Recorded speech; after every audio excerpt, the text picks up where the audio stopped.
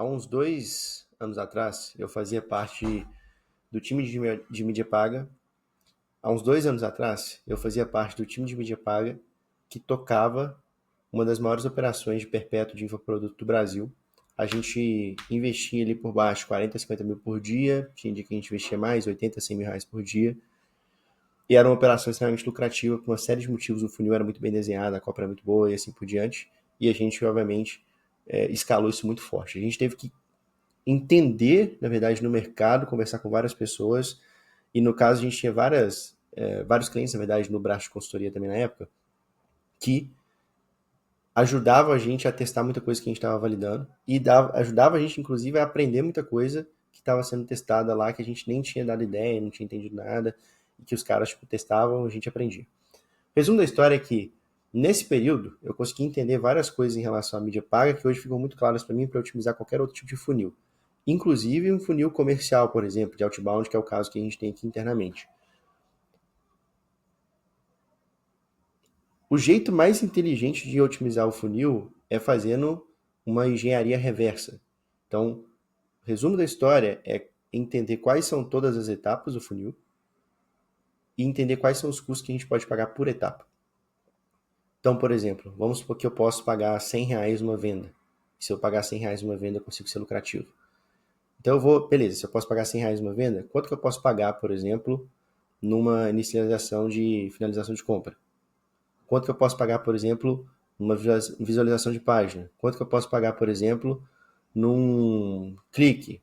Quanto que eu posso pagar, tipo, por etapa? Cada funil pode ter um, então isso vale para o tráfego pago, mas isso vale para uma operação de outbound.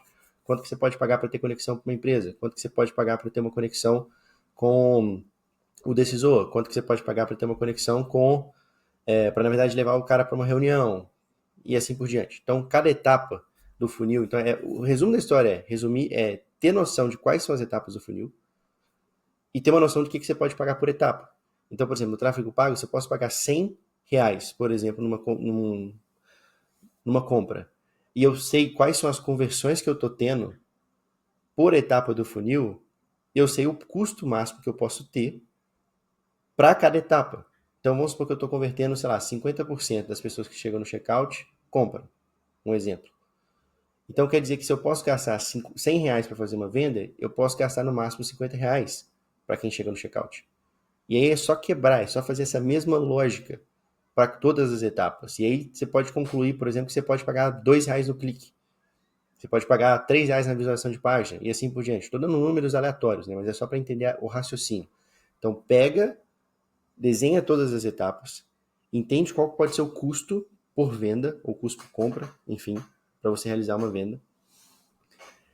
Entende qual que é a conversão que você está tendo em cada etapa e entende o quanto que você pode gastar em cada etapa. E aí, a partir desse momento, fica muito mais claro onde que tem que ser gasto a energia para otimizar o funil. Então, pode ser que você perceba que, pegando um bench de mercado, a sua conversão de, sei lá, de checkout para compra realizada está muito baixa. Legal, então provavelmente você tem um problema no checkout de fato, que você precisa otimizar. Tem que levar em consideração várias variáveis, que às vezes a galera solta no mercado, tipo assim, de e-commerce, você tem que ter tantos por cento de conversão. Isso vale para qualquer mercado, mas assim, no final das contas, pode ser que eles estão falando de uma média, sei lá, numa e-commerce que tem um ticket médio de R$ 200.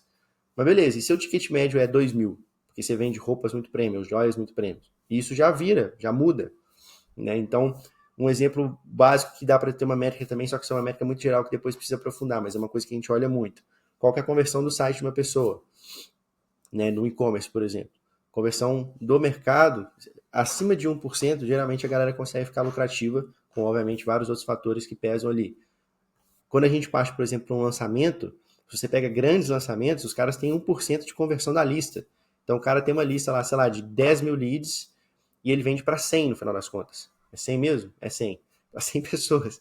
Então tem que fazer a matemática em cima disso. Tem um lançamento que a gente toca, por exemplo, que eu toco, na verdade, que a gente tem uma conversão muito mais alta do que a do mercado. Muito mais alta, mas a gente faz lançamentos menores para público quente. Então é um lançamento que converte acima de 10%, converte acima de 15%.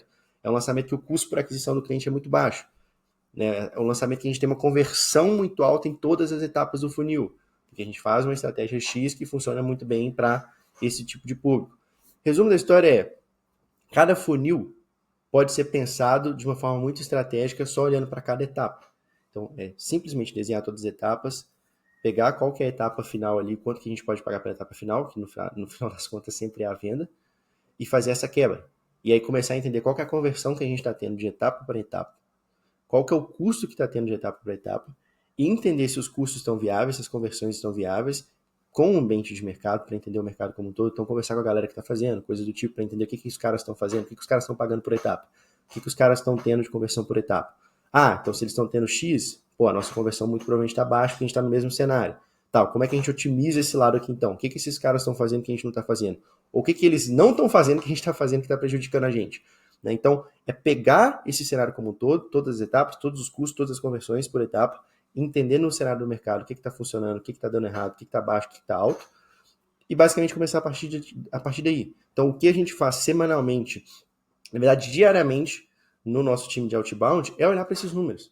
A gente tem, se não me engano, acho que 11 etapas no processo de outbound, e a gente vai olhando por etapa. O que está acontecendo? E a gente olha de forma individual. Então, a gente olha para todos os nossos BDRs de forma individual e entende o que cada um, quais são os gargalos que cada um está enfrentando. Né? Tem pessoas que estão com gargalos em momentos diferentes do funil. Então, a gente tem que fazer um treinamento específico para aquele cara, para aquela menina, justamente daquele gargalo que ele está enfrentando. E no tráfego pago é a mesma coisa, ou qualquer outro tipo de funil, vai fazer um funil de inbound, é a mesma coisa, vai fazer um funil de outbound, é a mesma coisa. Você vai olhar só as métricas do tráfego pago, é a mesma coisa. Agora, qualquer pessoa que roda a mídia paga, que realmente quer ter profundidade na mídia paga, ele tem que olhar para o funil como um todo. Então não adianta a gente só olhar para o tráfego pago. Não, vamos olhar para todas as etapas do funil. Será que o problema está no tráfego pago? Será que o problema está na página? Será que o problema está no checkout? Será que o problema está, sei lá, no anúncio? Tem muitas coisas que podem ser avaliadas, né? Enfim, é um conceito muito básico, analisar o funil como um todo, pegar as etapas, fazer a engenharia reversa. Depois eu posso mostrar isso um pouco melhor na prática, mas o resumo da história é que a galera não faz isso. A galera não faz isso.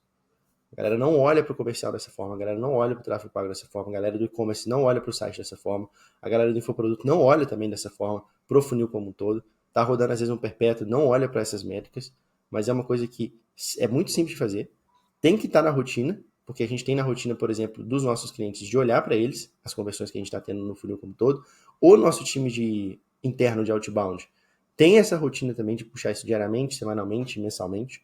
Então a gente tem uma noção muito boa do que realmente está acontecendo e a gente vai lá, pum, otimiza. Então a gente tem feedbacks muito positivos de todos os consultores que a gente já comprou a consultoria para nos ajudar nessa parte de outbound, de que a gente tem um controle de métricas bizarro. E a gente realmente faz um negócio muito simples, mas muito eficiente.